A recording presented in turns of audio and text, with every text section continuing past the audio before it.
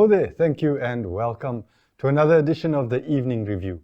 My name is Ogito Craig, and in studio with me this evening I have Miss Meke Namindo, the CEO and founder of Mekenificent. Hi Meke. Hi. How are you? I'm great. How are you? Good, good. I've invited you to tell us about your new product range, the juices that are going to revolutionize fitness. Yes. Yes.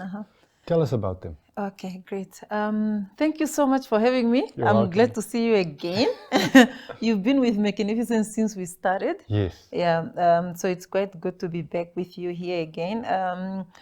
I recently launched 3 range of juices, which are basically they are boosters because they are really potent. I wouldn't really call them juices because it's not something that you're drinking to quench your thirst. It's more to boost your immune system. Okay. So it's in a range of the clarity cleanser, the metabolism mover, and also the recovery elixir. Okay. And they all have different roles in the body.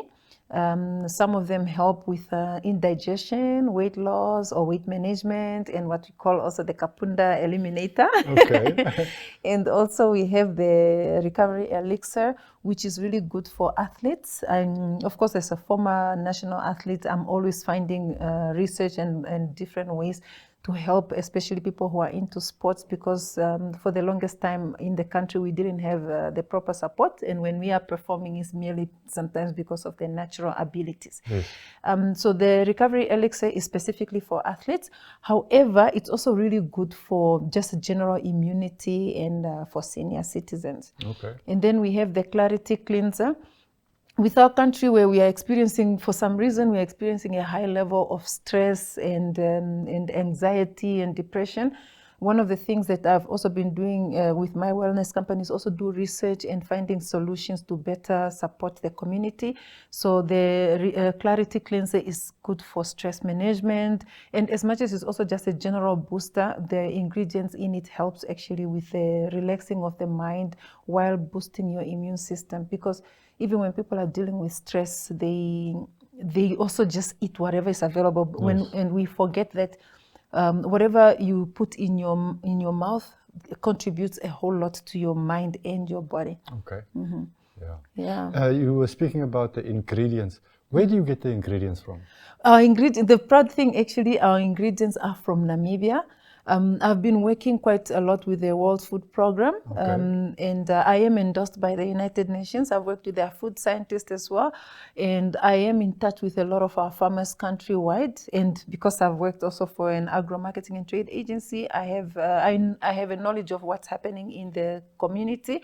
And one of the things that we do with farmers is also educate them on what to produce, because for the longest time, again, Namibian farmers would produce only what they were used to, staple products. Yes. But now, with commercializing products and also with companies like ours, we are able to advise them on what they can produce that can be able to also generate income for them. Very good, very good. And then when you make the juices now, do you do that locally? Yes, everything is done locally. Okay. The only thing that's not produced, unfortunately, locally is the packaging. Okay. Yeah, but I'm sure Namibia eventually is going to get there where we'll be able to produce the packaging also locally.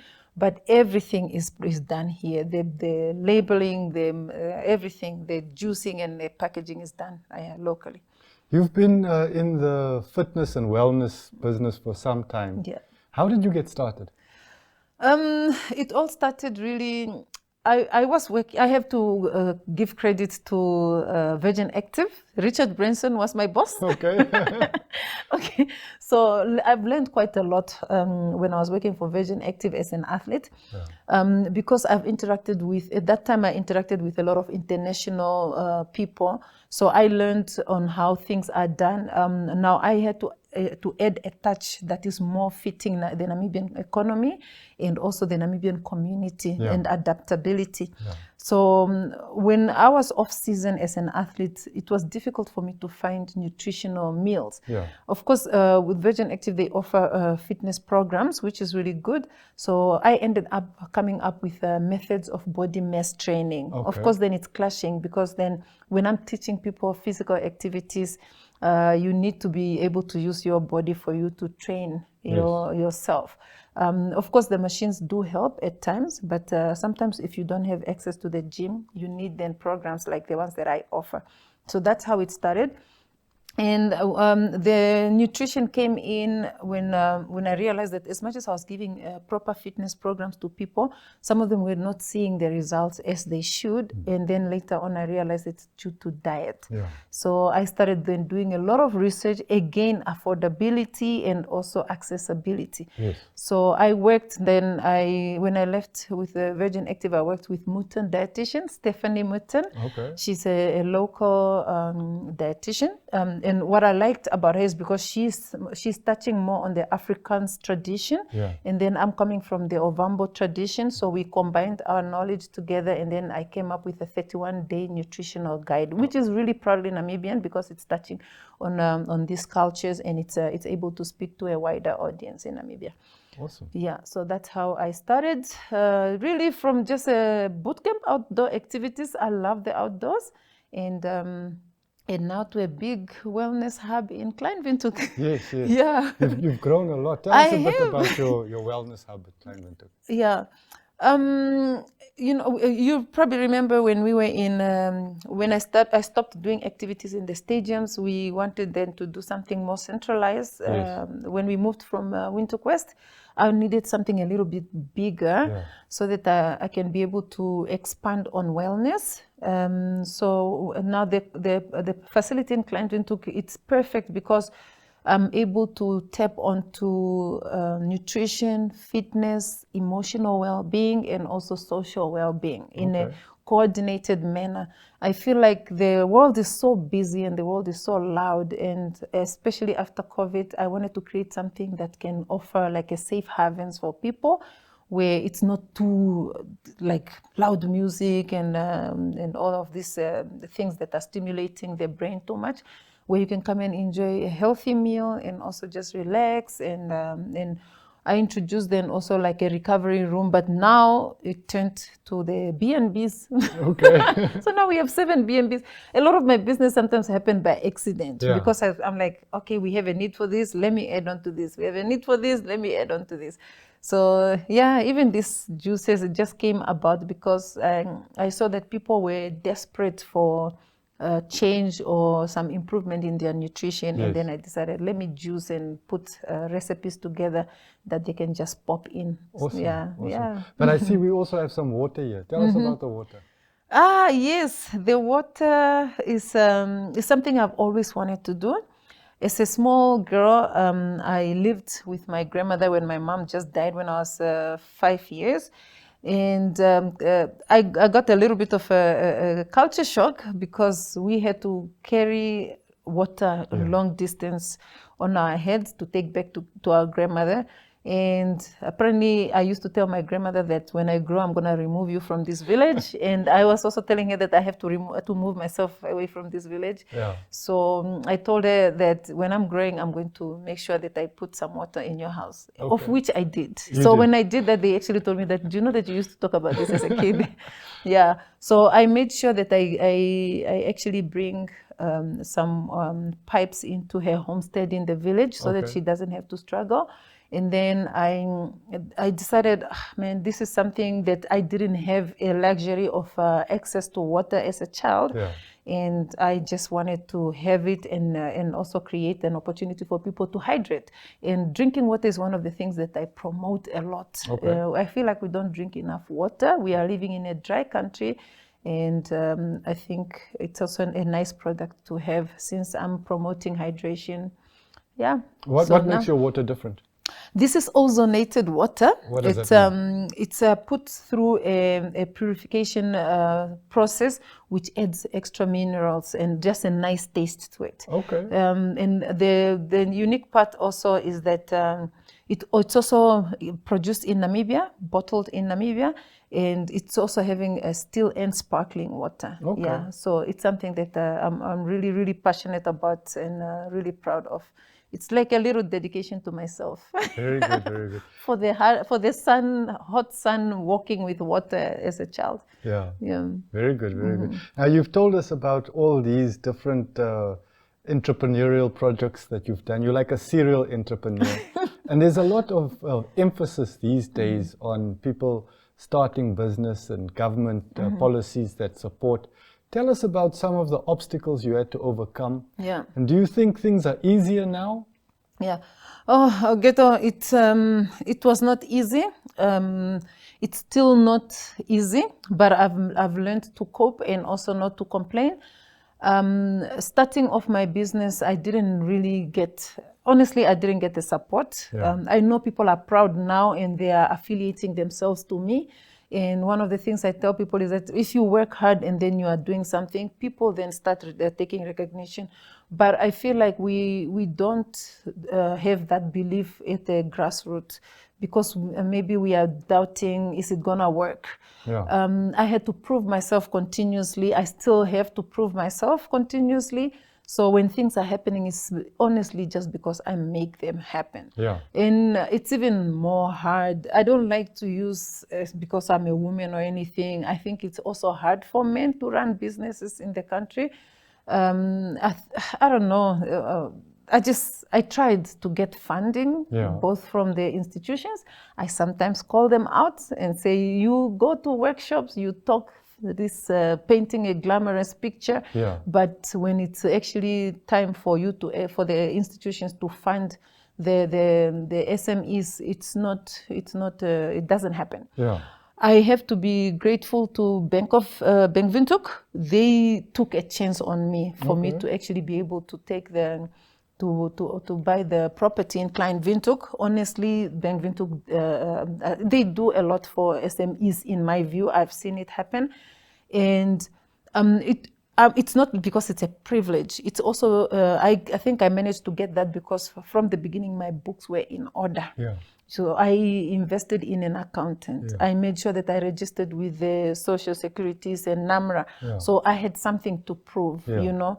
But had I received some funding or something, I'm sure maybe it would have been better or not. I don't know. Maybe going through the difficult channels is what also pushed me to be able to diversify and generate more funds so that we grow.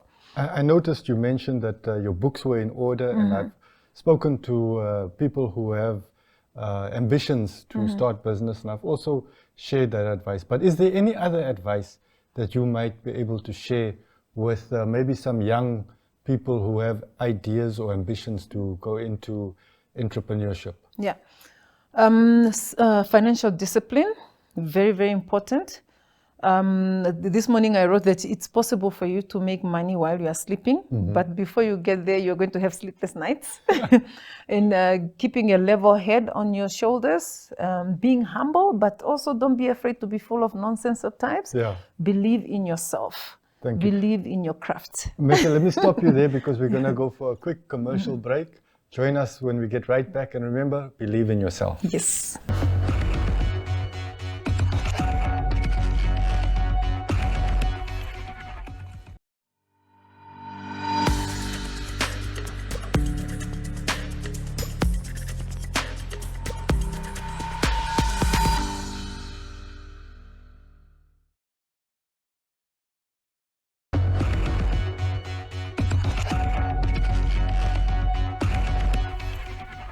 Welcome back to the Evening Review. My name is Ogito Greg, and in studio with me this evening, I have Ms. Meke Namindo, the founder and CEO, Chief Executive Officer of Mekenificent Wellness Hub.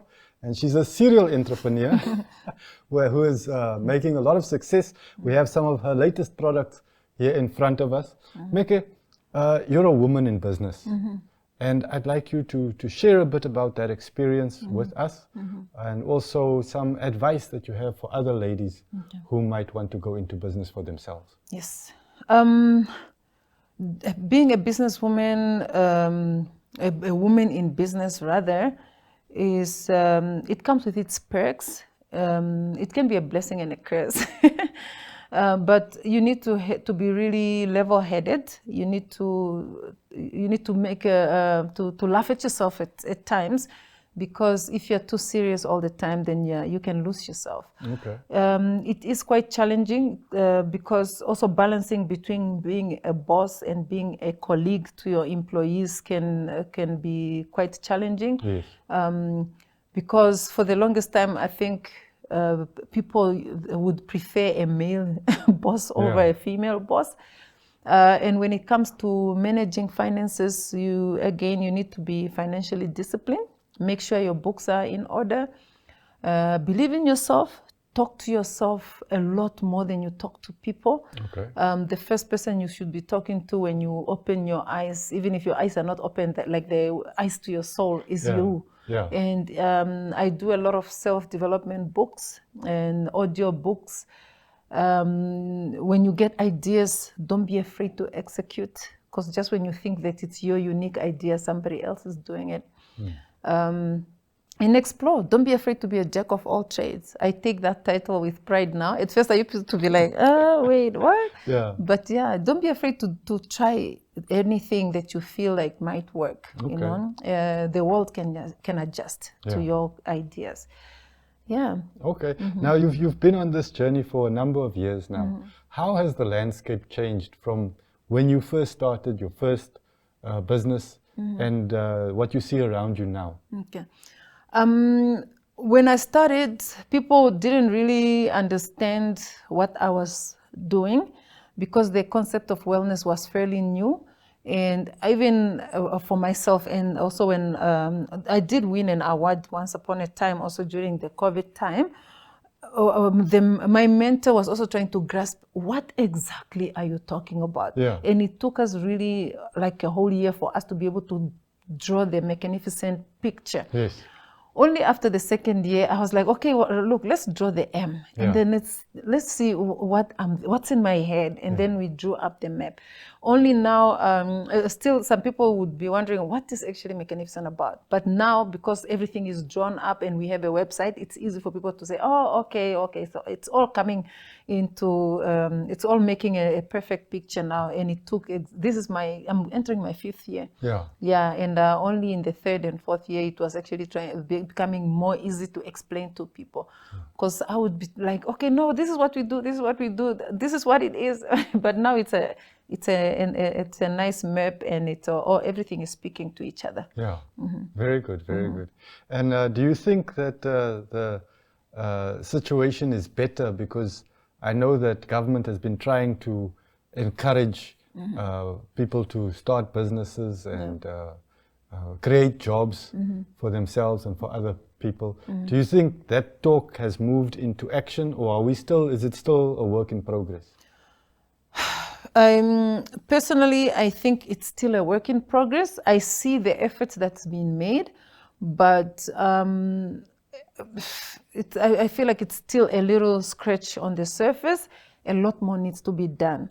I do a lot of networking events, which I also do on my own. I've had companies sometimes support me with this networking events where I bring dreamers, entrepreneurs, and just people who have ideas that are still in their head come together and then talk to people like myself and others who are already doing things, and then we help them bring it out.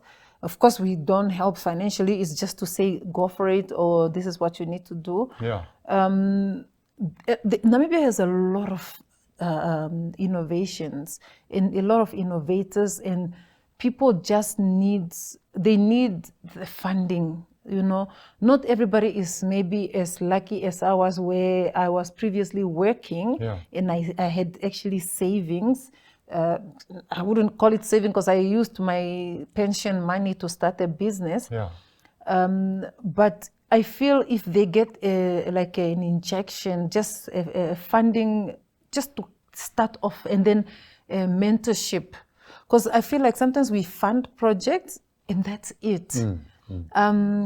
It helps a lot when a person has an idea and then they also have a mentor so who's going to be assisting them for the first or 2 years and get the project off the ground, understand how, because it's one thing to be an entrepreneur, it's another when you become an employer. Yes. Because you won't say that you're contributing much to the economy if you are a solo entrepreneur. Yes, you can offer services, but if you're talking reducing unemployment rate, then you need to also grow towards the direction of being an employer. Yes.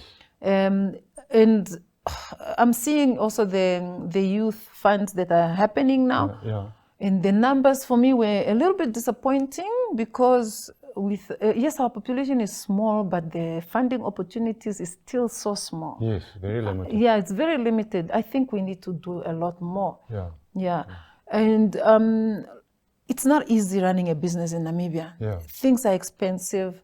It's just the systems and the policies are just so difficult to go around. I also get frustrated sometimes, but you have to be really strong, and sometimes you feel like giving up. But I feel like now the distance I've traveled, it's a little bit too late for me to go back, so I just have to continue fighting. But it's frustrating at times, you know. But yeah, we try. I try and speak and influence where I can, but my voice is small. Let's shift the conversation a little bit. We've been talking a lot about business. Let's talk about your other passion, about health. Yes. What do you see the trends that are emerging in Namibia at the moment? And where would you like us to move? Which direction would you like us to move as a nation? Health-wise? In terms of health, yes. As a country, I strongly feel like we have lost our ways when it comes to nutrition. We are carelessly consuming, whether it's food or drinks. Nobody's saying we shouldn't have and enjoy occasional guilty pleasures, but the obesity level in our country is very scary. And it's very scary to the point where the doctors are they are giving a lot of recommendations for people to look at their high blood pressure, cholesterol, and diabetes. I think we need to rethink and revisit our roots and chill a little bit. I think as we are developing and as we are also affording luxury lifestyles, we are compromising on our health a lot. And we dealing a lot, as my company, that the focus is to reduce obesity, and as we joke around the Kapunda, it's the measurements that we are having on our records is very, very disturbing. And when you are an adult and your belly size is above 90 centimeters, it's already unhealthy. You are putting your organs into an unhealthy state. So we need to do better. Yes, people are running. I'm proud. I'm really proud to see that people are running. But then we also forget that when you start off on a healthy or a fitness program because you want to improve your health, but then when you go home, you are eating junk. It's not helping much. And it's putting pressure on your joints also. So those two should go together, it should your go exercise together. and your diet. 100%. It's like twins, they cannot be separated. And is it possible, is it difficult to eat healthy in Namibia? I imagine it's expensive. That's what people think. People, because it's what people used to tell each other, that eating healthy is for the luxury or the rich people. It's not. It's not. Not at all. It's very easy to eat healthy. Spinach is so affordable. I think red meat and chicken is more expensive than rice and beans. But if you tell somebody to have a bowl of beans and rice without adding meat, they will think, come on, man. You don't have to consume a certain food every day. You know, you don't have to. And you don't, as much as there was a teaching of eat your 3 meals per day. Yes, but it's not always necessary. You know, you need to sometimes put your body under a little bit just of a starvation. You know, our ancestors used to go a day and they just eat either one meal or nothing and just drink water. So when you are at a certain level where your insulin levels are so high, you need to then really take it serious and reduce some of the portions, or maybe even detox or intermittent fasting. I promote it quite a lot. Okay, okay. Let's move a little bit to the exercises, the kind of classes that you guys offer. What is available at Mekenificent? Okay. Our focus as a company, again, is mostly to help the obese people who are having who are overweight. So we do a lot of physical intervention with them. They need a lot of body mass training and also guidance training. So it's more like metabolic resistance training. And then we also offer swimming lessons. We can do the aqua boot camp, but at the same time we also are offering the water safety programs. Very good, yeah. Very good. And important. Yeah, very, very important, because the drowning rate in Namibia is also quite disturbing. Meke, we're almost out of time. Would you like to give our viewers a final message as we say goodbye? Take care of yourself, drink your water, mind your business, stay in your lane. Thank you very much. And thank you very much for joining us on the Evening Review. And we'll see you again tomorrow evening. Good night. Okay.